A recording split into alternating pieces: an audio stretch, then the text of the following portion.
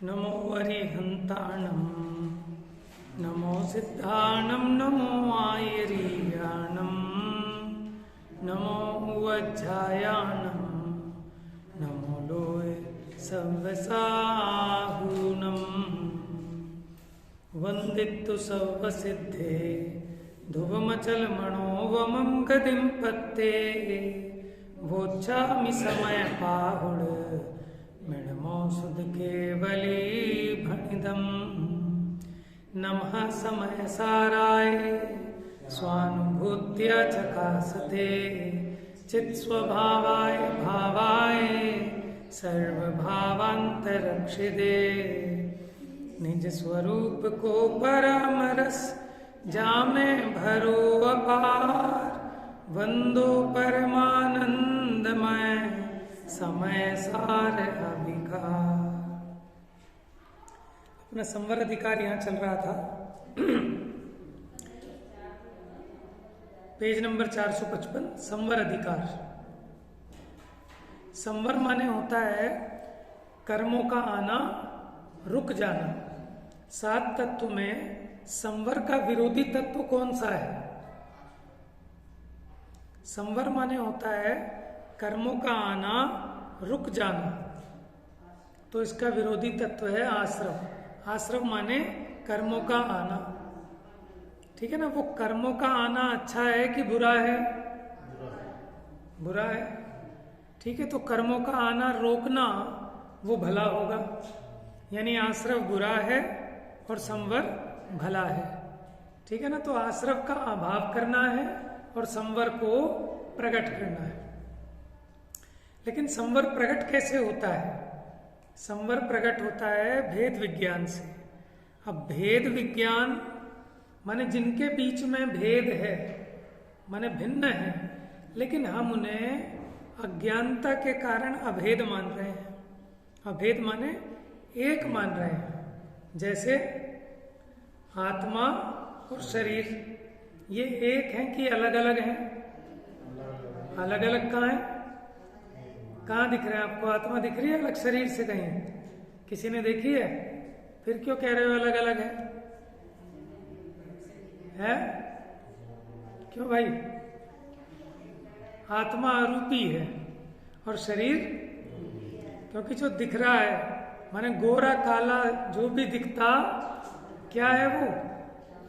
चाम है। चाम माने चमड़ा है, शरीर है, ठीक है ना। मोटा पतला होना किसका काम है? मोटा पतला होना, ठीक है, मेरा नहीं, क्योंकि मैं अरूपी हूं। अच्छा देखो कैसे पहचानेंगे कि मैं कौन हूं? कैसे पहचानोगे कि मैं कौन हूं? देखो अब ये गोरा काला तो मैं हूं नहीं, मोटा पतला मैं नहीं हूं, तो फिर मैं हूं क्या? व्यक्ति कैसे पहचाने कि मैं हूं क्या? फिर क्या क्या लक्षण है जीव का? जो जानता देखता है उसे जीव कहते हैं। तो आप बताओ, हम जानते देखते हैं या नहीं? या शरीर जानता देखता है? क्यों? आंखें देखती हैं कि नहीं देखती? क्यों नहीं देखती? नहीं, देखो आंखें तो मुर्दे के भी हैं, माने जिसमें से आत्मा निकल गया और वो जो लाश बची है वो आंखें हैं कि नहीं उसके बिल्कुल ठीक ठाक दिखने में? लेकिन वो आंखें देखती हैं कि नहीं देखती? क्यों? क्योंकि भैया देखने वाली आंखें नहीं थी, देखने जानने वाला कोई और था और वो इसमें से चला गया। तो इससे समझ में आया कि ये जो जान देख रहा है, ये जो जानने देखने वाली शक्ति है, ये मैं हूं, उसी का नाम जीव है। और वो आंखों से दिखाई दे, कानों से सुनाई दे, उसे जीभ से चख सकें, नाक से सूंघ सकें, छू सकें, ऐसा आत्मा का स्वरूप नहीं है। इसलिए वो इंद्रियों का विषय नहीं है। इसलिए 49वीं गाथा में हमने देखा था, क्या है वो? अव्यक्त अलिंग ग्रहण वाली जो गाथा है, अरसमरूवम गंधम अव्यक्तम चेदना गुणमसद्दम जान अलिंग गहणम जीवम निर्दिष्ट संठानम। उस टाइम शायद हमने याद भी कराई थी ये वाली गाथा, है ना? क्या है हिंदी में, क्या है? चैतन्य गुणमय आत्मा जानो अलिंग ग्रहण से यह अनिर्दिष्ट अशब्द है। बेटा सिर्फ जो इम्पोर्टेंट बात ऐसी कोई आए कि आपको लगता है भूल जाओगे, सिर्फ वही लिखो, नहीं तो कितना लिखोगे? समझ गए? सुनने में ध्यान लगाओ, छोड़ दो उसको, बंद कर दो, क्योंकि समझने का खेल है। याद रहे ना रहे कोई दिक्कत नहीं है, लेकिन उस समय अगर हमारा उपयोग एकाग्र हुआ और वो बात हमारी समझ में बैठ गई, बुद्धि में जच गई, तो जीवन भर नहीं भूलेंगे। बात समझ में आई? ठीक है ना? क्योंकि ये भी अच्छी बात है कि लिखना चाहिए, पढ़ना चाहिए, भूले नहीं, लेकिन उस लिखने पढ़ने के चक्कर में हमारा उपयोग सुनने से डाइवर्ट होता है, क्योंकि उपयोग हमारा इतना हीन है कि एक बार में एक ही विषय पे लगता है। अगर लिखने में उपयोग होगा तो सुनने में रह जाएगा। और खाली यहाँ तो सुनना नहीं है, सुनने के साथ साथ उसको बराबर समझना भी जरूरी है। समझने के साथ साथ उसका रस परिपाक होना जरूरी है। देखो, रस परिपाक तभी होता है कि जब समझ में आता है। मानो किसी दिन आप मान लो डिस्टर्ब है आपका उपयोग, ठीक है, कोई कितने बढ़िया विद्वान कितना ही अच्छा प्रवचन करे, लेकिन आपको जब तक कुछ समझ में नहीं आ रहा, आपको आनंद ही नहीं आएगा। आनंद कब आता है? जब समझ होती है। बिना समझ के आनंद नहीं आता। ठीक है ना? अब हम जिस भाषा में यहाँ समझा रहे हैं शास्त्र, आप लोग इस भाषा से परिचित हैं, आपको समझ में आ रहा है तो आपको आनंद होता है। और आप समझो पहली बार आप आए हो आज, और आपको पता ही नहीं है ABCD जिनवाणी की, और आपको कुछ समझ में नहीं आ रहे इसके शब्द, तो आपको आनंद भी नहीं आएगा। धन समाज गज बाज राज तो काज नावे, ज्ञान आपको रूप भय फिर अचल रहावे। तास ज्ञान को कारण स्वपर विवेक बखानो, कोटि उपाय बनाए भव्यता को उरहानो।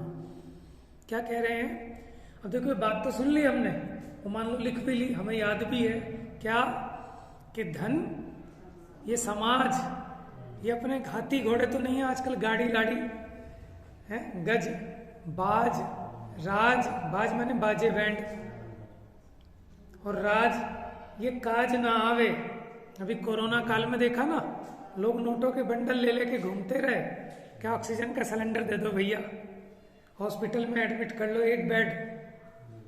समझ में आया? तो धन तो काम नहीं आया, लेकिन हॉस्पिटल के बेड जिनको मिल गए, जिनके घर के हॉस्पिटल थे वो भी नहीं बचे।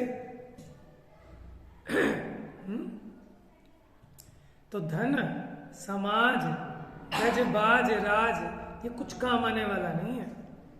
लेकिन क्या काम आने वाला है कि जो ज्ञान आपका रूप हुआ, माने जो आपको सम्यक ज्ञान हुआ, जो आपकी तत्व ज्ञान की समझ हुई, जो आपको ये भेद विज्ञान समझ में आ गया, तो आप कहीं भी पड़े हो, कितना ही कोरोना हो, चाहे कोरोना का बाप आ जाए, आपको डरा नहीं सकता, क्योंकि सम्यक दृष्टि को सप्त भय नहीं होते।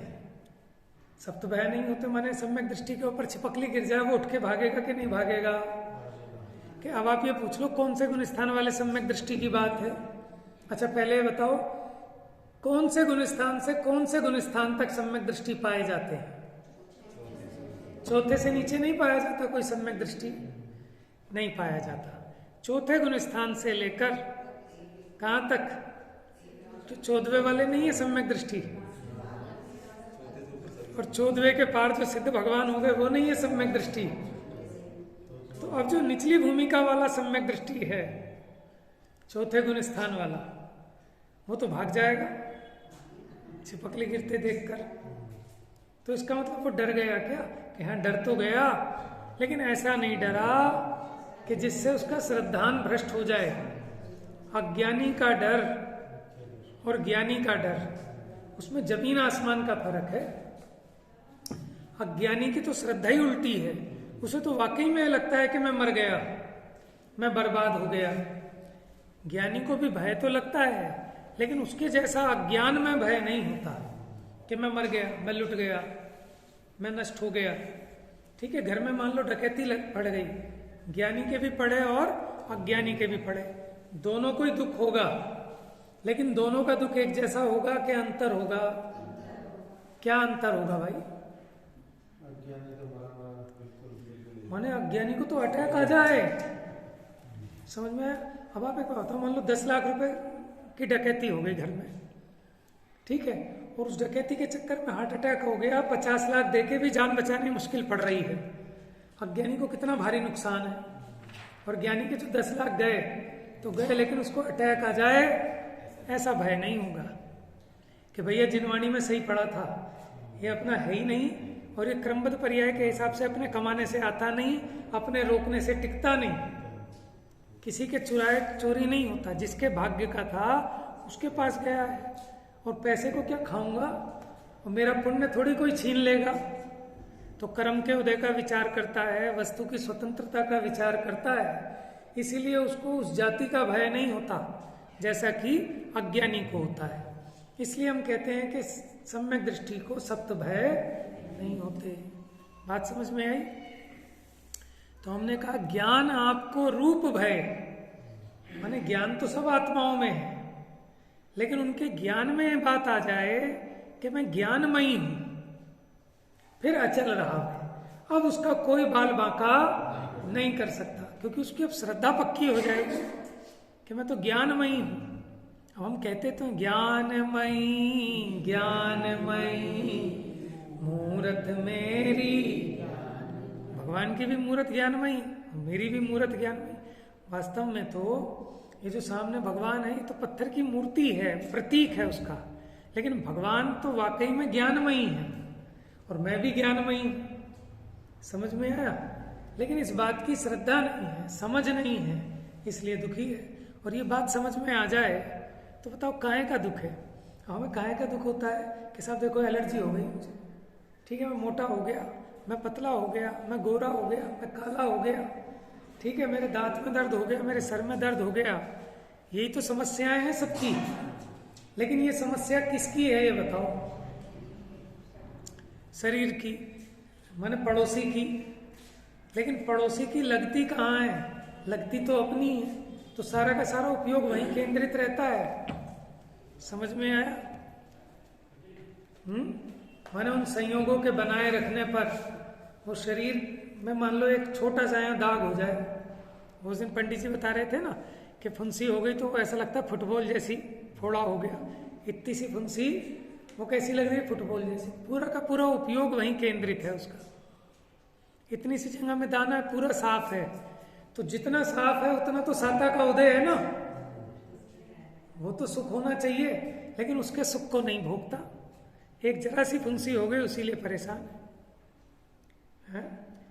तो जिसको ये बात समझ में आएगी कि मैं ज्ञानमयी हूं, तो अब बताओ उसे दुख काहे को होगा? उसे समझ में आएगा कि सब पड़ोसी के यहाँ हुआ है।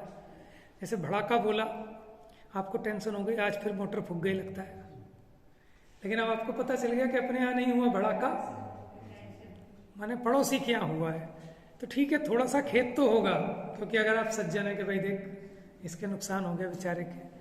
लेकिन जैसे अपनी मोटर खराब हो जाए, उसमें पटाखा बोल जाए, और पड़ोसी के में बोल जाए, पड़ोसी अब तो ऊपर नीचे ही पड़ोसी हो गए, पहले तो अगल बगल में होते थे पड़ोसी। समझ में आया? फ्लैट सिस्टम हो गया ना। कुछ टाइम ऐसा आने वाला, कमरे कमरे में हो जाएंगे, क्योंकि पॉपुलेशन इतनी बढ़ती जा रही है, कहाँ से लाओगे इतनी जगह?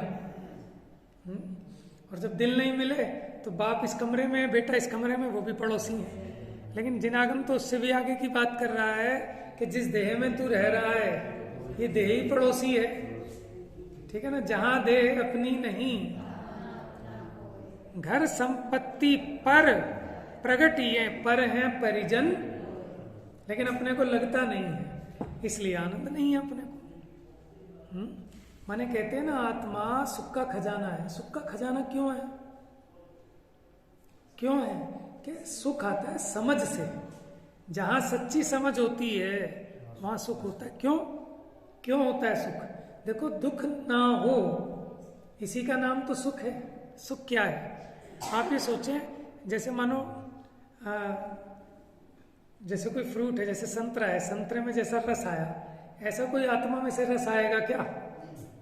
हम लोगों को तलाश तो ऐसे ही है कि आत्मा में से आनंद आएगा, जैसे आम में से आता है कुछ रस, ऐसे कोई आत्मा में रस भरा हुआ है। ऐसे रस की यहाँ बात नहीं है। रस उसे कहते हैं कि जिसमें जीव अगर तन्मय हो जाए तो वहां से हटना नहीं चाहता, इसका नाम है रस। तो आत्मा एक ऐसा स्थान है कि जो अपनी उस आत्म स्वरूप में तन्मय होता है, अब वो वहां से हटना नहीं चाहता, इसलिए कहते हैं कि आत्मा में बहुत रस है। क्योंकि रही हैं अनंतानंत काल यथा तथा शिव परिणय, माने जो मुक्त रूप हुए, माने जो अपनी परिणति में परिपूर्ण रूप से लीन हुए, वो अब कभी अपनी परिणति से बाहर आने तैयार नहीं है। समझ में? किसी दूसरे की तरफ देखने का भी जिनको अब भाव नहीं आता, तो कहते हैं भैया इसमें कितना रस है कि यहां से हटना ही नहीं चाहते आप, इसका नाम रस है। तो क्या कहा? सुख किसका नाम? दुख ना हो इसका नाम सुख है। अब दुख का कारण पता लगा लो कि दुख क्यों हो रहा है। दुख हो रहा है अपनी उल्टी बुद्धि से, अपनी मिथ्या मान्यता से, विपरीत समझ से। जहां अपनी चलती नहीं, चल सकती नहीं, वहां चलाना चाहते हैं। एक काम कर, थोड़ी सी दीवार खिसका के आ जाओ उधर। मेरे लाख कहने पर भी कोई नहीं जाएगा। क्यों? क्योंकि समझ सच्ची है। क्या सच्ची समझ है कि ऐसे भैया दीवार ऐसे खिसकाने से नहीं खिसकेगी, खिसक तो जाएगी लेकिन मेरे से नहीं खिसकेगी। तो जब ये बात समझ में बराबर पक्की है तो उसको खिसकाने का भाव भी अपने को नहीं आता। समझ में है? ये समझ का बल है ना, जितनी पक्की समझ होगी। ऐसे ही जो अपना तत्व ज्ञान है, जब वो मजबूत होगा तो अपने जो विकल्प उठते हैं फेर फार के, कि समय से पहले भाग्य से ज्यादा कुछ कमा लें, ठीक है, 8 घंटे की जगह जरा 12 घंटे ड्यूटी कर लें।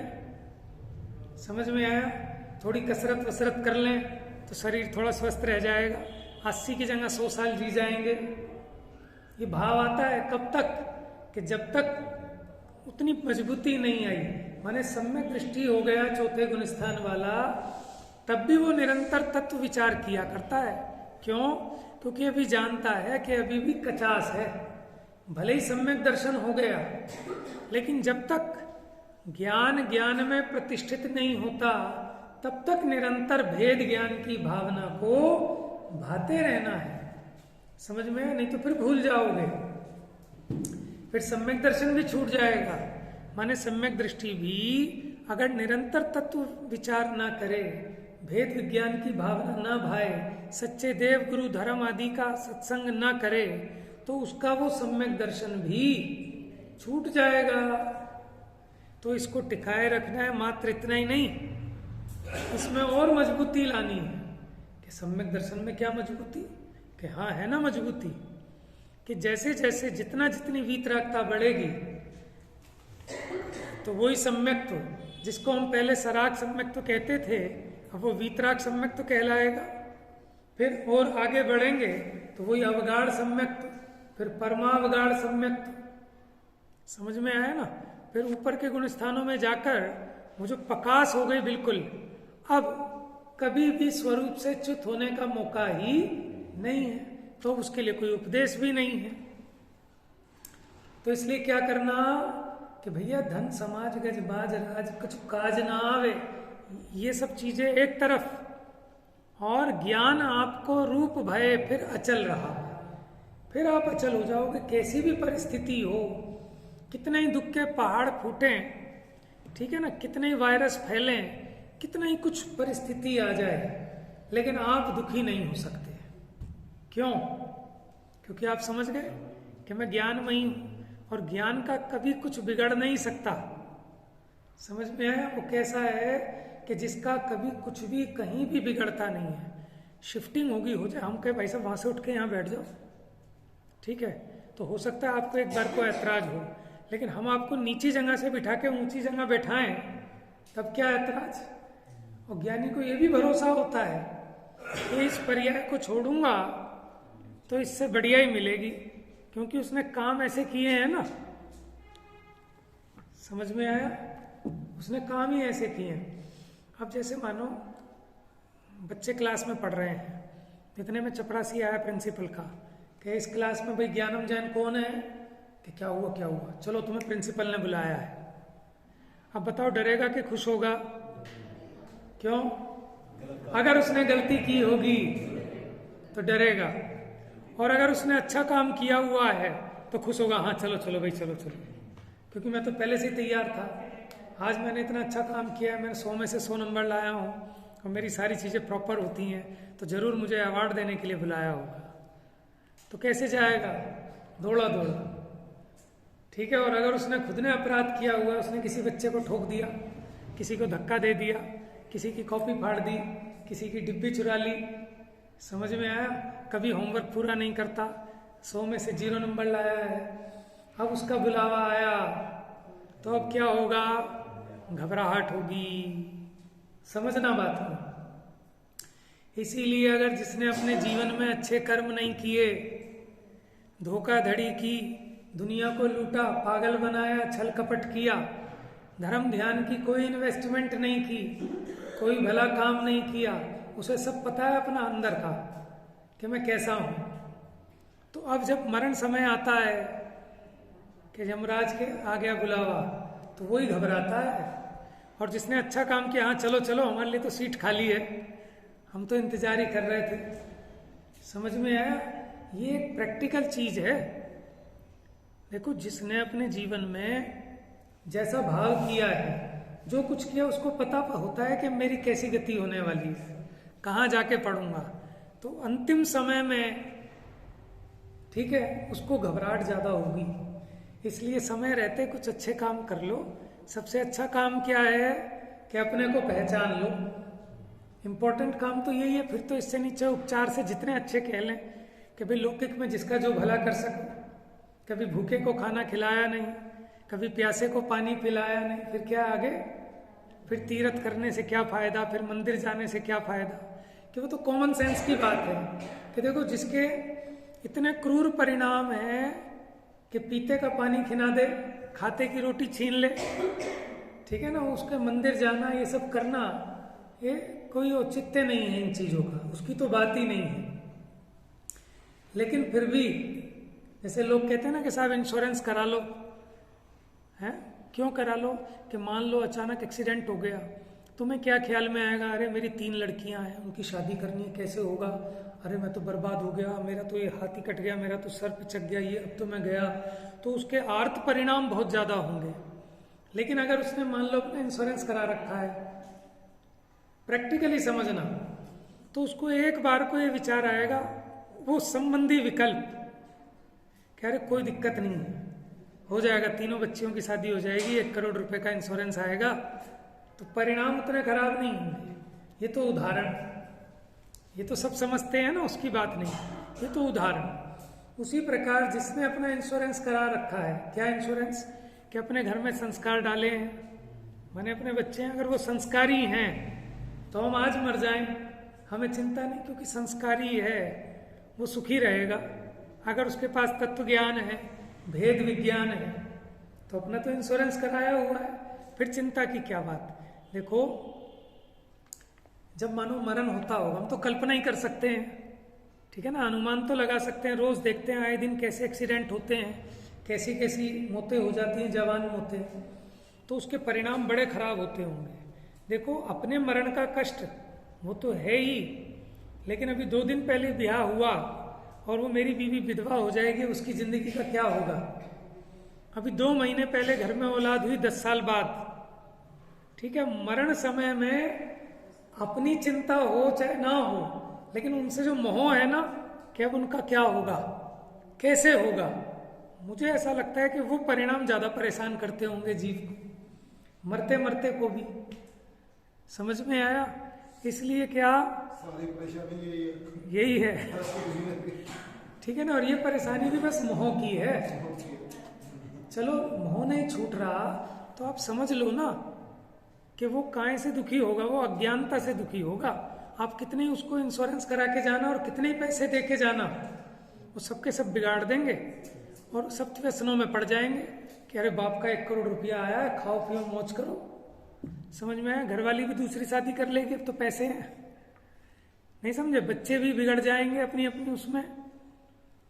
तो वो काम आने वाला नहीं है। वो तो लौकिक में कहने की बात है, ठीक है, जैसा है वो अलग बात है। लेकिन हमने अगर स्वयं में भी और अपने परिवार में भी वो कमाई की है कि उनको तत्व ज्ञान, धर्म के संस्कार, ठीक है ना, जिनवाणी से उनका संबंध जोड़ा है, तो वो सुखी रहेंगे, संभले रहेंगे अगर उंगली पकड़ी हुई है उन्होंने। नहीं तो फिर दुर्गति होने वाली है और अपने भी परिणाम खराब होंगे। लेकिन ये ध्यान रखना, छैडाला जी में लिखा एक स्थितिकरण अंग है। 8 अंग होते हैं सम्यक दृष्टि के, उसमें स्थितिकरण। स्थितिकरण का मतलब क्या होता है? जो धर्म से च्युत हो रहा हो उसको धर्म पर स्थिर करना। तो सबसे पहले तो अपने को स्थिर करना है। अगर मैं ही स्थिर नहीं हुआ तो दूसरे को क्या स्थिर करूंगा? बोलो, छंद किसको याद है? कामादिक कर भ्रष्टे छिगते निज पर को सुदृढ़ावे।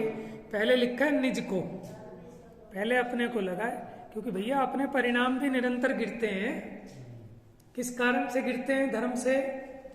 कामादिक कर, क्या होता है काम? काम माने होता है इच्छा, काम माने वांछा। 5 इंद्रिय के विषयों की जो वांछा है उसी वो सब काम है। समझ में है? सामान्य से तो कामादिक कर कि कोई ना कोई इच्छा इस जीव के लगी रहती है, उसके कारण इसका धर्म में भी मन नहीं लगता, मंदिर जाना भी छूट जाता है, पूजा भी छूट जाती है, स्वाध्याय भी छूट जाता है, तीर्थ यात्रा भी छूट जाती है कि बस दुकान चला लो बढ़िया।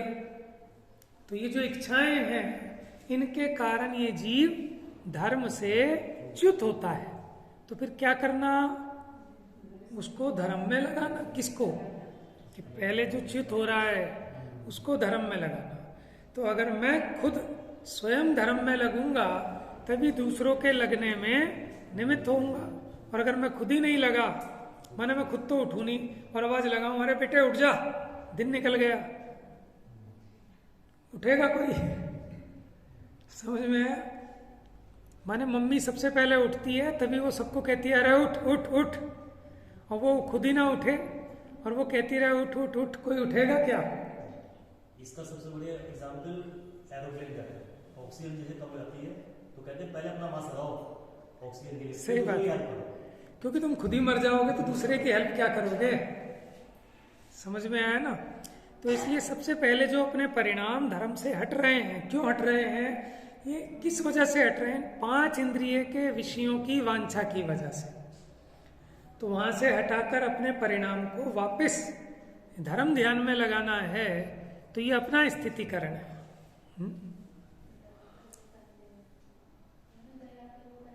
हाँ, तो हम ये कह रहे थे कि दुखी क्यों हो रहा है? क्या? अज्ञानता के कारण, भ्रम के कारण। अगर ये जीव अपनी अज्ञानता को, भ्रम को छोड़ दे तो फिर सुखी सुख है। तो आत्मा सुख का खजाना है और सुख का अपरंपार है, कोई अंत नहीं है। अपनी गलती से तो दुखी हो रहा है, अपने भ्रम से तो दुखी हो रहा है, और वो भ्रम छोड़ दे तो आनंद ही आनंद है। समझ में आया? माने जैसे ही आपको पता चला, धम धम की आवाज आई, आपको लगा कि साहब हमारा ही वो मकान हिल गया आज तो टेंशन होगी कि नहीं होगी? होगी, और कितनी जबरदस्त होगी, ऐसा मुझे लग ही रहा था। और आज के भूकंप में तो लगता है हमारा ही हो गया काम, आज हो गई ना बहुत भयंकर टेंशन। लेकिन पता चले कि भैया हमारे यहाँ से कोई आवाज नहीं थी वो बराबर वालों के यहाँ कुछ चल रहा है काम तोड़ फोड़, उसकी आवाज थी। तो दुख मिट गया कि नहीं मिट गया? कैसा पहाड़ जैसा दुख लगता है जीव को 1 मिनट में। कोई 1 मिनट में झूठी खबर दे दे कि साहब तुम्हारा बच्चा तो ट्रक के नीचे आ गया, बताओ कैसी हालत होगी। क्या हुआ? आपको काहे का कष्ट हो रहा है बताओ, सोचो किस चीज का कष्ट हो रहा है ना? अब ये चीज पकड़ में तो आनी चाहिए कम से कम। यही तत्व विचार है। उस समय में जीव विचार करे, अब ये जो दुख हो रहा है ये क्यों हो रहा है, मेरा क्या बिगड़ा, मैं तो साबुत बैठा हूं। ठीक है, जिसके लगी है वो दुखी हो, जो ट्रक के नीचे आया है वो दुखी होए, तो समझ में आता है। लेकिन मैं क्यों दुखी हो रहा हूं कि ये मेरा मोह वो चीस रहा है। जैसे शरीर में पस पड़ जाए तो वहां चीस लगती है ना, चीस, ये शब्द है ना चीस, ये शब्द ही नहीं है, इसकी भाव वासना भी है, जिसके हुई हो चीस। जैसे फोड़ा पक जाए या कहीं वैसे पक जाते हैं ना, कहीं उंगलियां पक जाती हैं, कभी किसी के कुछ है ना, क्योंकि इतना पुण्य तो लेके कोई शायद ही आया हो पंचम काल में। तो अब वो शब्द है कि चीस कैसे चीसता है ये सबको समझ में आता है। तो ऐसे ही जो मोह है ये चीस है, ये चीसता है, उसके कारण दुखी हो रहा है जीव। अब इसको ये समझ में आ जाए कि मोह के कारण दुखी हो रहा हूं, तो अब उसकी सारा पुरुषार्थ उस मोह को मेटने में लगेगा, मोह के पोषण में नहीं लगेगा। और जितना जितना मोह घटेगा उतना उतना दुख घटेगा, और मोह मिट जाएगा तो दुखी मिट जाएगा। समझ में आया? माने बहुत बूढ़े लाला जी सब काम निपटा दिए, फिर भी बैठे बैठे दुखी होते रहते हैं, इसकी उसकी हाय। अब ये इसके चौथा लोंडा जो है, इसके लड़का था, उसके लड़का हुआ, हॉस्पिटल में ऑपरेशन से हुआ है। बताओ, हमने तो समझाई थी, इनके समझ में नहीं आई, जिंदगी खराब कर दी। तुम्हारी उम्र 90-95 साल की, तुम्हें काहे का कष्ट, उनकी मर्जी, वो जाने। उन्होंने मुहूर्त निकलवाया और सर्जरी से कराया कि उसी डेट को कराना है, जिस डेट को बाप का बर्थडे, उसी दिन कराएंगे डिलीवरी। और ये बुढ़े लाला जी इनकी कोई सुन नहीं रहा, इन्हें कोई कष्ट नहीं, कोई परेशानी नहीं, और ये मरे जा रहे हैं। कुछ ना कुछ तो होना ही है। समझ में? काहे को दुखी हो रहे? तुम्हें कोई पूछ रहा है, तुमसे कोई कुछ कह रहा हो, तुम्हें वो माने राजी, वो कहते हैं ना मियाँ बीवी राजी, और फिर भी काजी घर में बैठा हुआ रोता रहता है, दुखी होता रहे, तो होता रहे। बताओ कैसे उसका दुख मिटाए? समझ में? आप ये समझ लेना, वो स्थिति हमारी भी आने वाली है। धीरे धीरे हम भी उस तरफ बढ़ रहे हैं, हम भी वो बूढ़े बाबा बन जाएंगे। और माने पोता हो, पड़पोता हो, ये वो, इसको कही थी उस स्कूल में एडमिशन करा, पता नहीं उसमें क्यों करा लिया। अरे तेरी बहू, तेरी घरवाली पे तो तेरी चलती नहीं, बेटे की घरवाली पे क्या चलाएगा, और उसके बेटे की पे क्या चलाएगा? ठीक है ना, उनका बच्चा वो जाने जिस स्कूल में पढ़ाना है। जब जहां हर जगह टांग अड़ाएगा तो दुखी दुख होगा। अब बताओ कैसे दुख मिटे लाला जी का? है तो कहे भैया दुख तो लकड़ियों में जाके मिटेगा, कुछ नहीं मिटने वाला, लकड़ियों में नहीं जाएगा। आर्त ध्यान करके मरेगा तो त्रियंच गति में जाएगा, और रौद्र ध्यान करके मरेगा तो नरक गति में जाएगा। मिटेगा नहीं, जितना यहाँ से और बहुत बढ़ जाएगा। समझ में? यहाँ निपटारा बिना तत्व ज्ञान के कोई और दूसरा अल्टरनेट उपाय है ही नहीं। एक ही उपाय है, तत्व ज्ञान, तत्व ज्ञान, तत्व ज्ञान। इसलिए माने सुखी होने का उपाय ताते जिनवर कथित तत्व अभ्यास करिए। क्योंकि तत्व तो सबने कहे हैं, बौद्ध मत ने भी कहे, सांख्य मत ने भी कहे, ऐसे तत्वों का अभ्यास नहीं। जिनवर कथित तत्वों का अभ्यास करें, माने पहले जाने, पहले उसको समझें। क्योंकि जब पहले जानेंगे ही नहीं, पढ़ेंगे नहीं, सुनेंगे नहीं, तो समझ में क्या आएगा? जब समझ में आएगा तभी उसका अभ्यास कर पाएंगे। क्योंकि समझ से ही आनंद होता है। दोल समझ सुन चेत सयाने, काल वृथा मत खोवे, यह नर भव फिर मिलन कठिन है, जो सम्यक नहीं हो। क्या कह रहे हैं? दोल समझ सुन चेत। तो चेत तो तभी चेत पाओगे जब पहले सुन के समझोगे। अगर सुना ही नहीं तो क्या समझोगे, और समझा ही नहीं तो फिर चेतोगे कैसे? तो फिर सब बेकार चला जाने वाला है। तो क्या बात आई निकल के कि आत्मा सुख का खजाना है, आत्मा में अनंत आनंद रस भरा है। भरा है का मतलब ये मत समझो कि भरा है। भरा है का मतलब ये है कि जीव अगर अपनी अज्ञानता को छोड़े, अपने मोह को छोड़े, तो इसे काहे का दुख है कि कोई दुख नहीं है, उसी का नाम सुख है। सुख स्वरूप इसी का नाम है। ये तो अपनी अज्ञानता से दुखी हो रहा है, स्वयं की भूल से हैरान हो रहा है। तो यहाँ संवर अधिकार में भेद विज्ञान की चर्चा है, माने उस तत्व का अभ्यास करा रहे हैं। अब पहचान कैसे करें कि मैं कौन हूं? तो मेरी पहचान का चिन्ह है उपयोग। क्या है? उपयोग। तो उपयोग लक्षण के द्वारा भेद विज्ञान कराया इन गाथाओं में 181, 182, 183 में। तो यहाँ समझाया कि उपयोग में रहता है। उपयोग का कारण उपयोग है। उपयोग क्रोध में नहीं रहता, क्रोध उपयोग में नहीं रहता। उपयोग कर्म नो कर्म में नहीं रहता, और कर्म नो कर्म उपयोग में नहीं रहते। जब ये जीव को ऐसा अविपरीत ज्ञान प्रकट होता है, तब क्या होता है ये? तब इसका उपयोग शुद्ध होता है। कैसा होता है? तब ये शुद्ध होता है कि जब अपनी अज्ञानता को छोड़ देता है। तो ये बात हमने पढ़ी थी 181, 82, 83 नंबर की गाथा में। हिंदी की गाथा का पाठ करते हैं। 455 नंबर गाथा नीचे। उपयोग में उपयोग को उपयोग नहीं क्रोधादि में,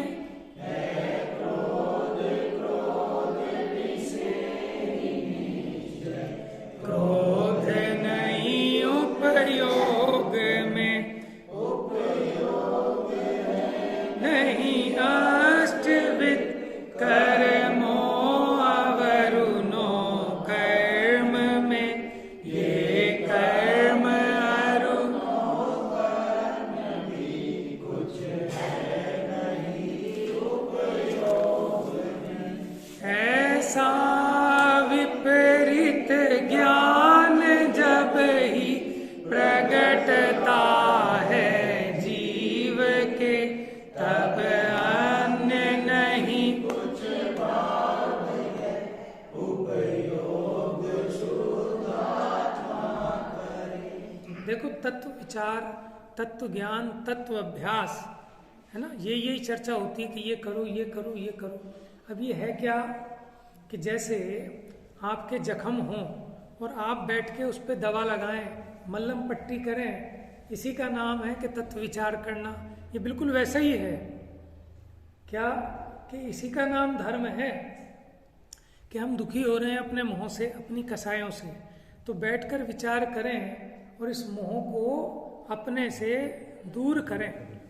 क्योंकि जो दुख हो रहा है, दुख पर के कारण नहीं हो रहा।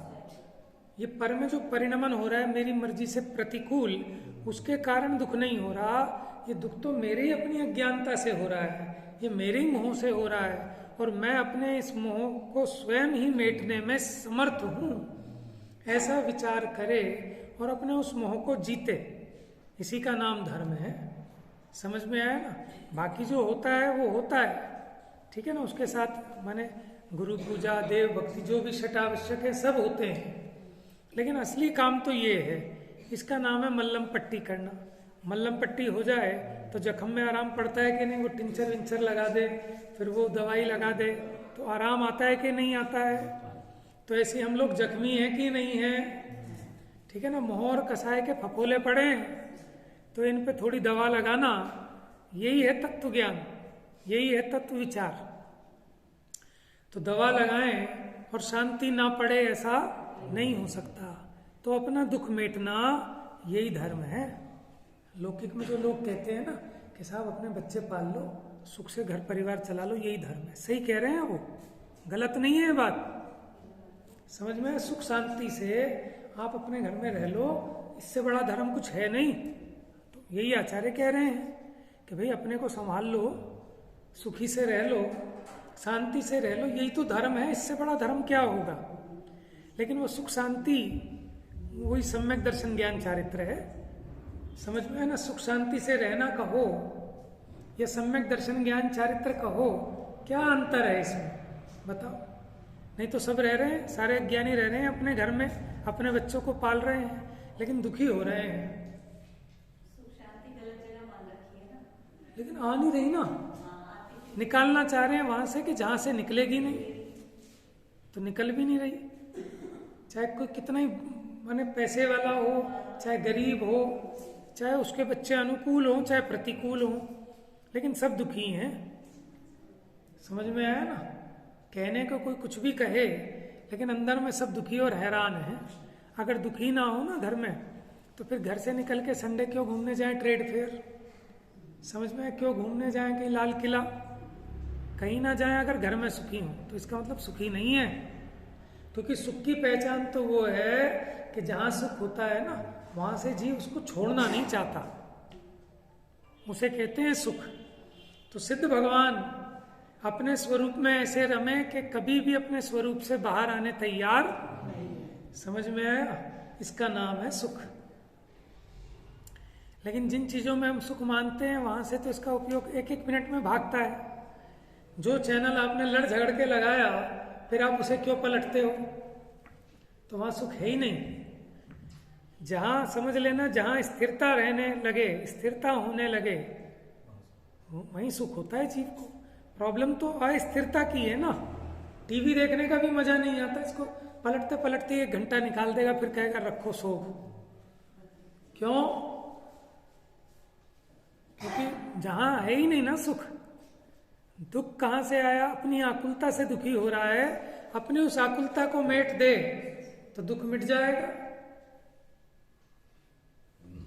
वो है ना, क्यों पर में सुख खोज रहा रे, क्यों पर का दीवाना रे, है अपने घर को देख भाव रे, सुख का जहां खजाना रे। तो लौकिक में भी तो समझदार उसे कहते हैं कि अपनी घर गृहस्थी को ठीक से संभाल ले, अपने घर को देखे। नहीं तो कई लोग ऐसे होते हैं अपने घर को देखते ही नहीं, वो तो बाहर के दूसरों के उस कामों में, समाज के उसमें लगे रहते हैं। घर में भी बैठेंगे, अब तो सिस्टम खत्म हो गया, नहीं तो उनकी कुर्सी भारी चबूतरा बना लेते थे, पूरे दिन चबूतरे पे बैठे रहना, उनका खाना भी चबूतरे पे ही आएगा। समझ में आया ना। बस रात को सोने जाना मजबूरी है, तो उसे कहते बहिर्मुख। उनका मुख बाहर की तरफ रहता है, घर में क्या हो रहा है उसकी खबर नहीं है उन्हें, बाकी सबके घर की खबर है।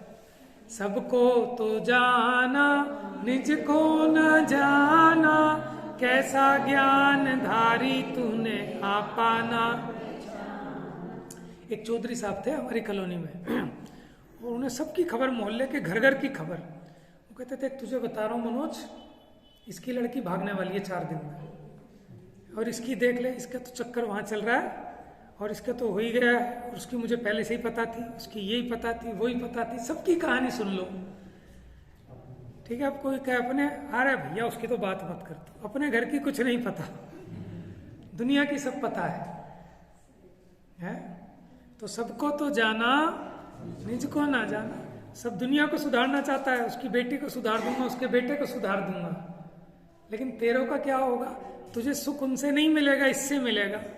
ये तेरे बेटा बेटी ठीक उठ जाएं तो तेरा बुढ़ापा सुधर जाएगा, और बाहर वाली दुनिया सुधर जाए, लेकिन तेरे बिगड़ जाएं तो क्या लाभ उसमें?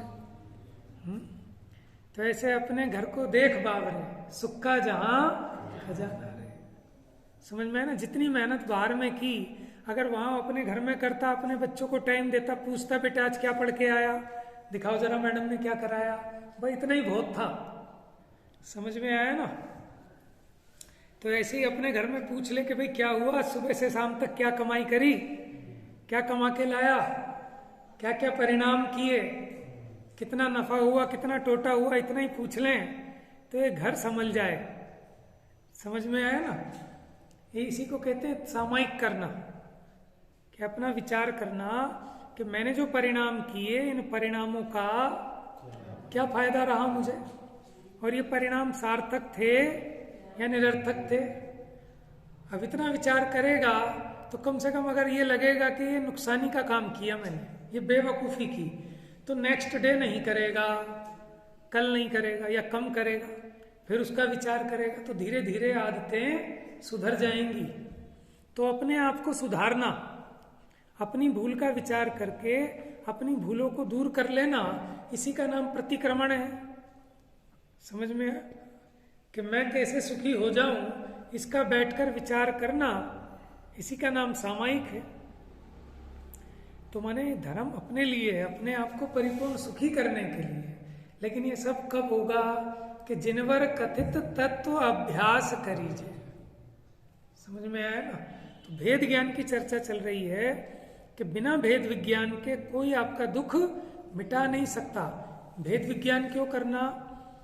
कि देखो जो आप में हुआ नहीं उसके लिए आप क्यों दुखी हो रहे हैं? मैंने न्यूज आ गई कि बैंक अकाउंट से 1 लाख रुपए चोरी हो गए, आप खामोखा मातम बना रहे हो। आप ये तो समझ लो भैया बैंक अकाउंट से हुआ, लेकिन तेरे अकाउंट से नहीं हुए। समझ में? मान लो बैंक में हमारे पैसे हैं, बैंक में डकैती पड़ गई 10 लाख रुपए की, ठीक है, अब बताओ मेरा क्या बिगड़ा? क्यों? मुझे ज्यादा पता नहीं है। क्यों भाई साहब, ऐसा कुछ है सिस्टम? मेरा तो कोई नुकसान नहीं। लोकर की बात नहीं है, अकाउंट की बात करो। लोकर तो आपने रेंट पे लिया है उनसे जंगार रखने के लिए। मान लो मेरे बैंक अकाउंट में मेरे 1 लाख रुपए हैं, मेरे अकाउंट में, ठीक है, बैंक में डकैती पड़ी, बैंक लुट गया पूरा, समझ लो। समझ में आया? और हम मातम बनाए, ठीक है, क्यों? कि अब कोई समझाएगा अरे बेवकूफ, बैंक में कितनी डकैती पड़े, तेरा कुछ नहीं घटा, तेरे अकाउंट का 1 लाख क्रेडिट है ना, वो तेरा खड़ा है, तू जब चाहेगा तब मिल जाएगा। तो दुख मिट गया कि नहीं मिट गया? तो क्या किया आपने दुख मिटाने के लिए, बताओ? पहले आप समझो, इसको फील करो कि बड़ा दुख है कि नहीं है ना?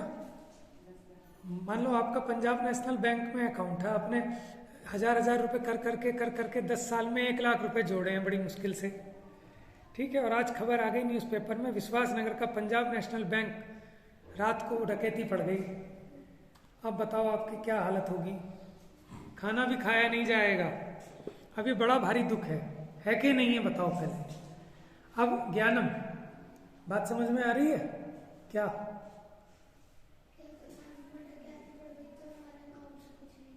हाँ, तो अब जिसको नहीं पता, अब वो तो बहुत दुखी हो गया, हमने तो इतने मुश्किल से पैसे जोड़े थे।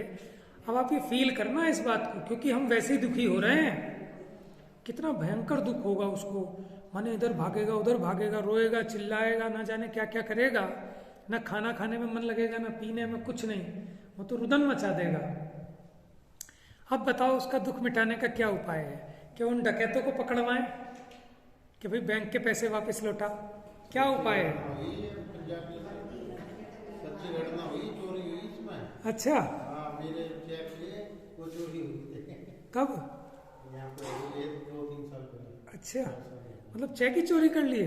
हाँ, मशीन तोड़ ली, वो चेक डालने की मशीन होती है। हाँ। चेक डाल देते हैं। अच्छा, उसमें सारे चेक ले गया, उसमें मेरी अच्छा, हाँ, तो उसमें किसी ने उसमें नाम चेंज करके कैश करा लिया उसको। पकड़ा गया, मेरे पैसे चेक के नाम 4 दिन तक परेशान रहे। अब सोचो,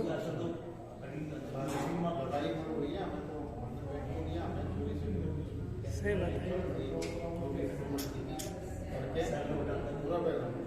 अच्छा, देखो भाई, अब ये तो उदाहरण, सच्चा उदाहरण निकल गया भाई साहब का। तो भाई साहब तो पक्का सही समझ में आ जाएगी सारी कहानी। तो आप ये सोचो, 4 दिन भाई साहब परेशान रहे, लेकिन अब क्या है, अब हम ये कह रहे हैं कि अब इसका उपाय क्या है, इस दुख को मिटाए कैसे हैं? अब कोई ये समझा दे ढंग से कि भैया ये बैंक का रूल है कि जो आपके अकाउंट का जितना खड़ा पैसा है वो आपका है, जो लुटा वो हमारा लुटा, आपका कुछ भी लुटा। ये बात इसको समझ में नहीं आ रही। कोई समझा रहा है, कोई आ रहे नहीं भाई सब कहाँ से आ जाएगा, क्या आ जाएगा, सब कहने की बातें हैं, सब ऐसे ही कह देते हैं, ये वो है। अब उसको कोई सब समझा भी रहा है सही कि तू चिंता मत कर, तेरे पैसे का कुछ नहीं बिगड़ा है। नहीं भाई साहब, सब कहने की बातें हैं, जिसका लुटता है उसे ही पता होती है, तुम्हारा लुटेगा तब पता चलेगी, ये तो सब मीठी गोली देने वाली बात है। समझ में? ऐसे ही इसको यहाँ समझाते हैं कि तेरा कुछ नहीं लुटा, लेकिन इसको नहीं समझ में आती। कहता है हाँ ये सब तो कहने की बात है पंडितों की, ये विद्वानों की, ये तो सब कहती हैं तू भगवान है, तेरा कुछ नहीं बिगड़ा। अरे भाई साहब मेरा तो सब लुट गया, समझ में आया, मेरे घर जवान मौत हो गई, मेरा ये हो गया, मेरा वो हो गया। तो इसको समझ में नहीं आ रही बात। लेकिन उपाय है क्या? कि कोई उपाय नहीं है। यही बात इसको ढंग से समझनी पड़ेगी, इसकी भाव भासना करनी पड़ेगी। और जिस दिन इसको ये समझ में आ गया कि जो तेरा है वो कभी माने नष्ट नहीं हो सकता, समझ में आया? और जो जाता है वो तेरा है नहीं, वो तो बैंक वालों का गया है, तेरा कुछ नहीं गया। जो तेरा है वो कभी लुट नहीं सकता। मेरा जानने देखने रूप स्वभाव है, असंख्यात प्रदेशों का अखंड पिंड, ऐसी अनादि अनंत अमूर्तिक प्रदेशों का पुंज है, ऐसी चेतन स्वरूप वस्तु मैं स्वयं हूं, मेरा कुछ बिगाड़ खाता नहीं हो सकता। माने कोई कितने चाकू आर पार कर दे, लेकिन मेरे में कुछ नहीं जाता। ये तो देह के साथ ममत्व होने से जिसको जितना ममत्व है उतना वो दुख का अनुभूति करता है। और जिनका मोह छूट गया मुनिराज है, उन्हें दुख की भी अनुभूति नहीं होती, क्योंकि भेद ज्ञान है। तो भेद विज्ञान ऐसी चीज है कि सबसे पहले ये कमाई करने लायक है। लेकिन पहले हमें इसका इम्पोर्टेंस समझ में आए ना, तो हम क्या करें कि जैसे लॉकडाउन कर दिया लोगों ने, सब तैयार हो गए, हाँ सब हम दुकान नहीं जाएंगे, दुकान नहीं जाएंगे, क्योंकि जान बचाओ पहले। सबसे इम्पोर्टेंट जान है, प्राण है, पैसे का क्या अचार डालेंगे। ऐसी जीव को समझ में आए कि सबसे इम्पोर्टेंट चीज भेद विज्ञान है, तत्व ज्ञान है। पानी खाना ये सब बात की चीज है, जिसको ये समझ में आ जाए उसका काम हुए बिना रहता नहीं। बात ये है कि वो लग नहीं रही बात, जिस दिन भी लग जाए तो काम हो जाए। काम मुश्किल नहीं है, लेकिन ये काम करने को तैयार नहीं है।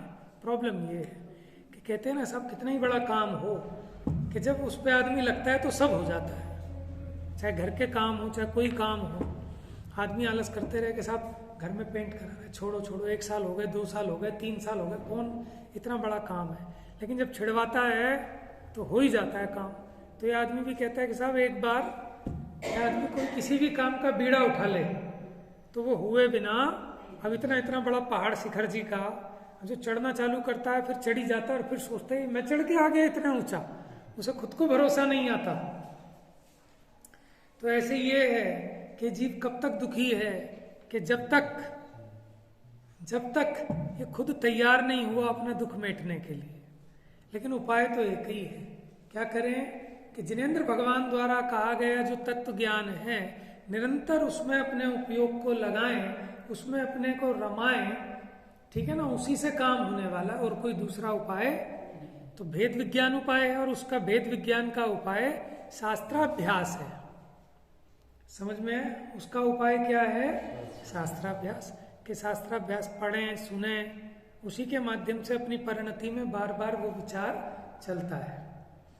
तो अपना दुख मिटाना यही मोक्ष मार्ग है, और अपना दुख मिट जाना इसका नाम मोक्ष है, यही धर्म है। तो इस प्रकार 181, 182, 183 गाथा में भेद ज्ञान की बात की, उपयोग और क्रोध आदि में भेद विज्ञान कराया। फिर इसके बाद पेज नंबर 462, 184, 185 नंबर की गाथा। तो यह बताया कि भेद विज्ञान से ही शुद्ध आत्मा की उपलब्धि होती है। उस आत्मा को कहीं से लाना नहीं, बनाना नहीं है, वो आत्मा है। तो कैसे प्राप्त होगा? कि भेद विज्ञान से। कैसे प्राप्त होगा? ज्यों अग्नि तप्त सुवर्ण भी निज स्वर्ण भाव, त्यों कर्म उदय प्रतप्त भी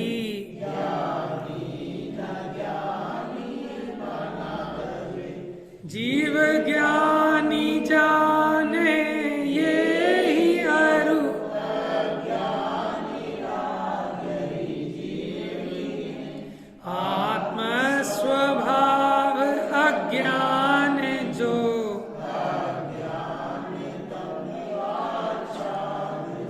जैसे सोने को कितना ही तपाएं लेकिन सोना नष्ट नहीं हो जाता, उसी प्रकार जीव चेतन स्वरूप है, ज्ञानमयी है।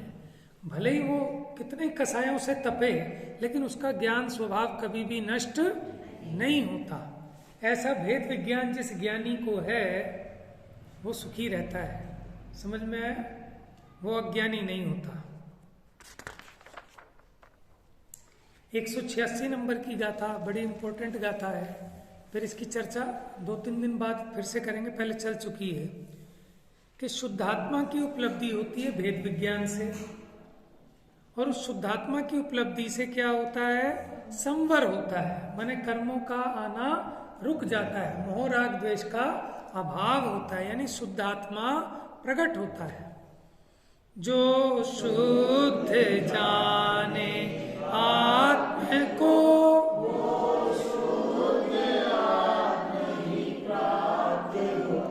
अनशुद्ध जाने आत्म को अनशुद्ध आत्म। ये बड़ी इंपॉर्टेंट गाथा है, चल चुकी है अपनी इसकी टीका भी। देखो ये तो हम समझ ही रहे हैं कि जब तक हम किसी चीज को जानेंगे नहीं तो उसको प्राप्त कैसे कर पाएंगे। समझ में है ना? कोई भी चीज आपको अगर प्राप्त करनी है तो पहले उसको जानना पड़ेगा। अगर आपको शुद्धात्मा चाहिए तो पहले शुद्धात्मा को पहचानना पड़ेगा, जानना पड़ेगा। तो इसलिए लिखा कि जो जानता है उस शुद्धात्मा को, कैसे जानता है? कि आगम के सेवन से, पर गुरुओं के उपकार से, युक्ति के अवलंबन से, फिर स्वानुभव से। जो उस आत्मा को जानता है वही शुद्धात्मा को प्राप्त करता है। माने जिसने जान लिया, उसे अनुभूति हुई, इसी का नाम है कि शुद्धात्मा की प्राप्ति होना, वो शुद्धात्मा को प्राप्त होता है। और जो अनशुद्ध जाने आत्मा को, माने जो आत्मा के शुद्ध स्वरूप को नहीं जानता, देह आदि को मिलाकर पहचान उसकी करता है, करी करे देह में निज पिछान, तो फिर उसको कैसे उपलब्धि होती है? कि उसको अशुद्ध आत्मा की उपलब्धि है। वो अपने को देह रूप अनुभव कर रहा है, मैं गोरा काला, मैं सुखी दुखी, मैं रंग कराव, मेरे धन ग्रह गोधन प्रभाव, मेरे सुक्तिये मैं सबल दीन, बेरूप सुभग मूरख प्रवीण, ऐसी अनुभूति करता है। तो ये बहुत सिंपल सी गाथा है कि जैसा जानते हो आप वह तभी तो प्राप्त कर पाओगे। जिसको आप जानोगे ही नहीं तो उसको प्राप्त कैसे कर पाओगे? इसलिए आपको जिस आत्मा को प्राप्त करना है पहले उस आत्मा को जानो। और आपने उसको जान लिया, पहचान लिया, यही मैं हूं ऐसा मान लिया, इसी का नाम सम्यक दर्शन है, इसी का नाम सम्यक ज्ञान है, इसी का नाम शुद्धात्मा की उपलब्धि है। ठीक है, तो ये भेद विज्ञान की चर्चा चल रही है, बाकी चर्चा इसकी फिर करेंगे। और कल रात्रि में हमें जेपी जोशी जी हैं, बहुत विद्वान हैं और माने चारों योगों के मास्टर हैं और बड़े मतलब वो अपनी स्लाइड्स और चार्टों से और सब अधिक से अधिक लाभ लें उनका। तो कल शाम से उनके प्रवचन स्टार्ट होंगे, 2-3 दिन लाभ मिल रहा है, 3 दिन, ठीक है ना। तो सब काम छोड़ के भी उनका लाभ लें तो थोड़ा सा अपनी बुद्धि बढ़ेगी, थोड़ी अपने को और इंटरेस्ट डेवलप होगा। बाकी चर्चा फिर करेंगे। 8 से ही होगा मेरे ख्याल से, बाकी ग्रुप पे आई जाएगा। मिथ्यात्म नाश वे को, ज्ञान के प्रकाश वे को।